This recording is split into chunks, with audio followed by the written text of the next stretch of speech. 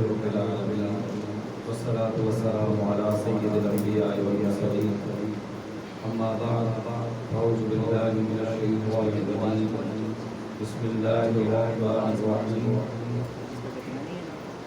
وإن تعدوا نعمة الله لا تحصوها إن الله لغفور رحيم صدق الله مولانا العظيم وصدق رسوله النبي الكريم الأمين قال تعالى في شأن حبيبه إن الله وملائكته يصلون على النبي يا أيها الذين آمنوا صلوا عليه وسلموا تسليما اللهم صل على سيدنا ومولانا محمد وعلى آل سيدنا ومولانا محمد وبارك وسلم عليه خدا کرے کہ میری عرض بات پہ اترے وہ فصل گل جسے اندیشہ زوال نہ ہو خدا کرے میری عرض پاک پہ اترے وہ فصل گل جسے اندیشہ زوال نہ ہو نہایتی عزتوں کے لائق حفاظ کرام قرآن کرام اور میرے عزیز بچوں السلام علیکم ورحمۃ اللہ تعالی وبرکاتہ۔ مجھے آج اس موضوع عثمان پر لب کشائی کا موقع ملا ہے۔ اس کا عنوان ہے 14 اگست 1947 ہماری آزادی۔ اے وطن تجھ سے نیا عہد وفا کرتے ہیں، مال کیا چیز ہے ہم جان فدا کرتے ہیں، سرخ ہو جاتی ہے جب صحن چمن کی مٹی اس مقام میں تب پھول کھلا کرتے ہیں۔ محترم حفاظ کرام قرآن کرام اور میرے عزیز بچوں تاریخ کے آئینے میں جانتے تو اس سے ہمیں یہ معلوم ہوتا ہے کہ اس دنیا کا اصول ہے کہ جب تک آپ کوئی قربانی نہیں دیتے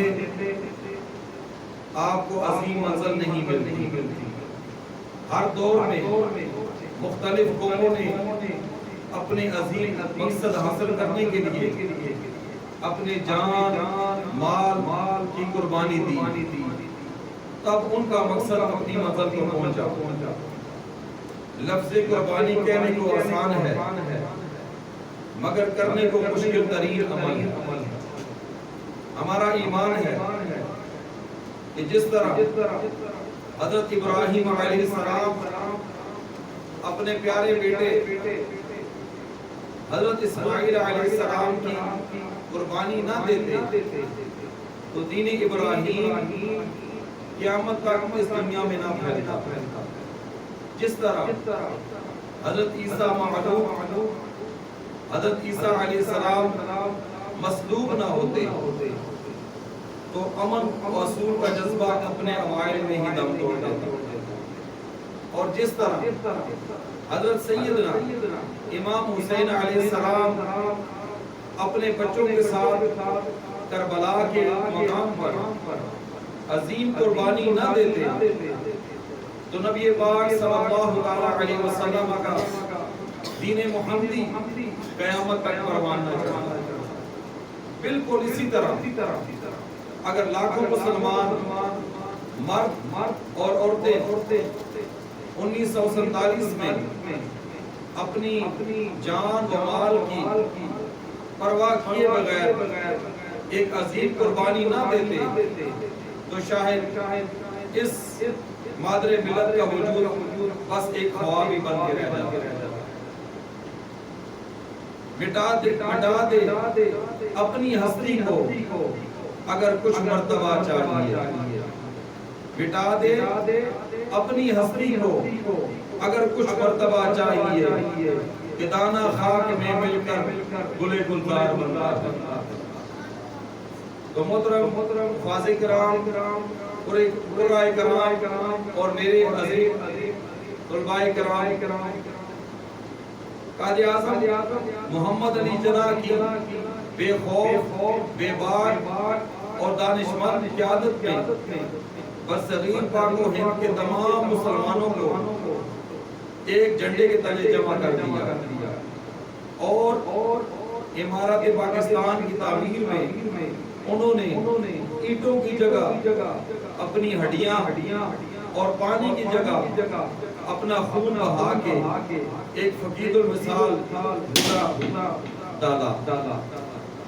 جو ہوئی طلوع سحر کے روشن منظر میں خالصتاً اسلامی نظریہ کی بنیاد پر پاکستان کا سورج اپنی پوری آب و تاب سے یوں چمکا کہ کفر کے تمام دم گر گئے اور حادثوں کی جو حاسد تھے ان کی تمام سازشیں ہمیشہ کے لیے دم توڑ دی.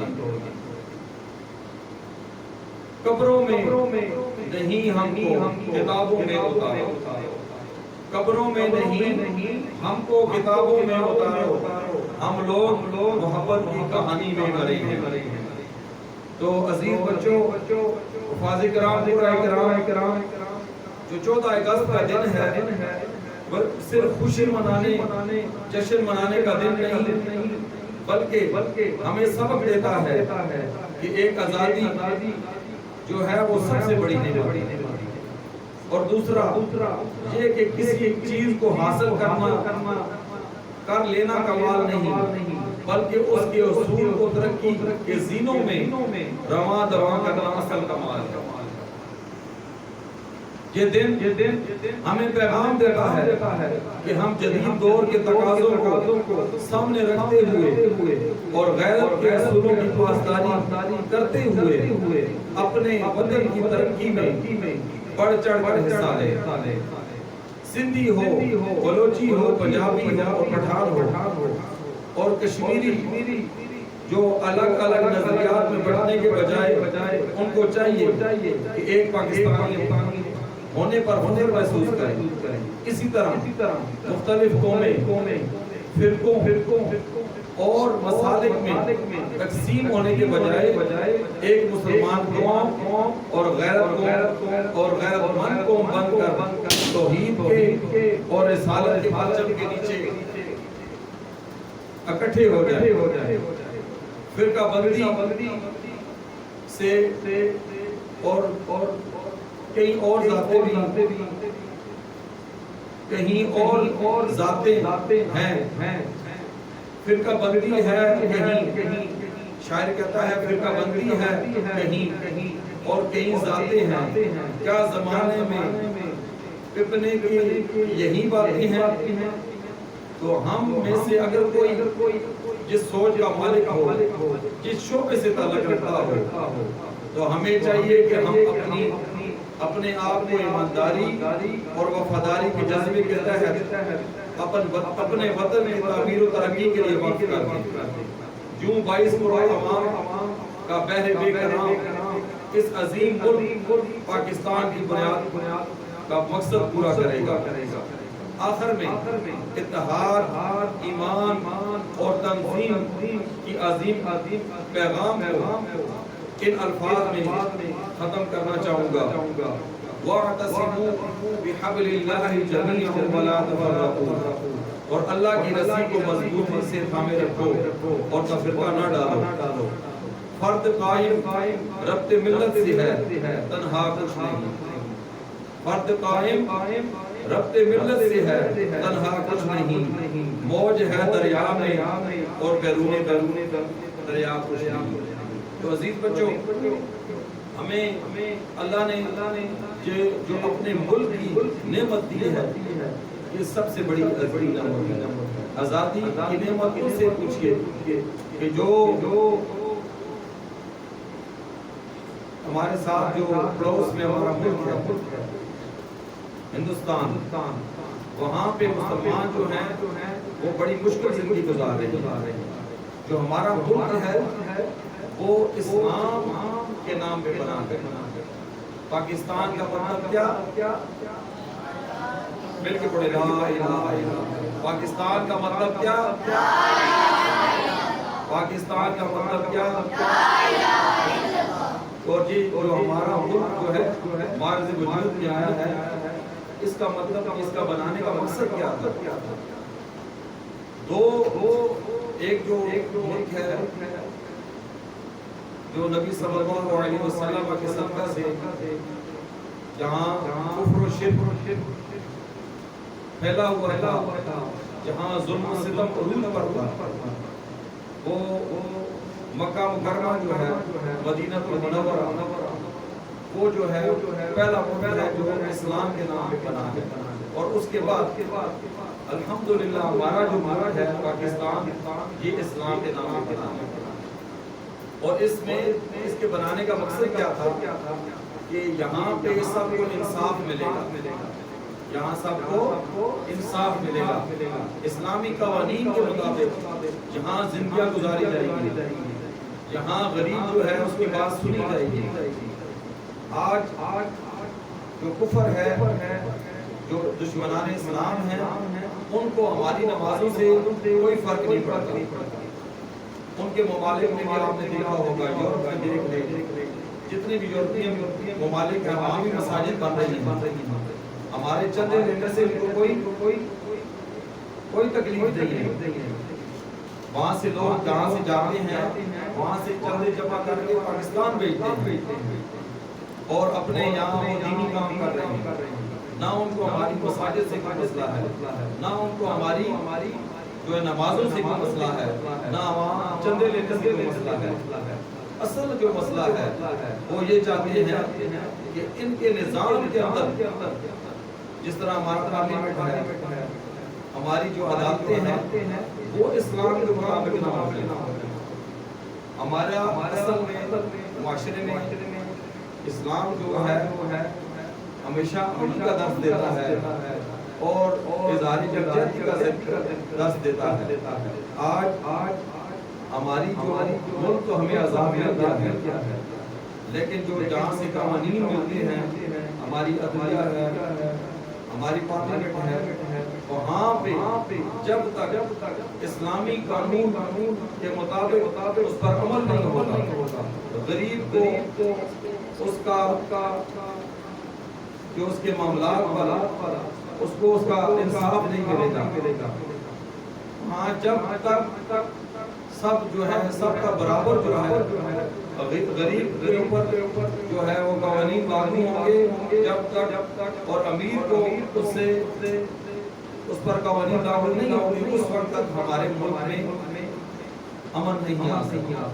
تو اللہ تبارک و تعالیٰ کے حضور میں دعا کرتے ہیں کہ ہمارا ملک جس مقصد کے لیے بنایا گیا ہے، ہمیں اس مقصد پر عمل پیرا بھی ہونے کی توفیق عطا فرمائے، اور خصوصاً ہماری جو ہے اب یہ ہے کہ ہمارا ملک اس لیے نہیں بنا کہ یہاں جمہوریت ہو۔ جمہوریت جو ہے اس وقت ہندوستان میں سب سے زیادہ مضبوط ہے، وہاں کبھی ڈکٹیٹرشپ نہیں آئے گا، وہاں کبھی فوجی حکومت نہیں ہے۔ ہمارا ملک جو بنا ہے اس لیے نہیں بنا کہ ہماری یہاں جمہوریت مضبوط ہو، ہمارا ملک اس لیے بنا ہے کہ جہاں پہ اسلامی قوانین کے مطابق جو ہے معاملات ہوں، ہر بندے کو انصاف ملے گا۔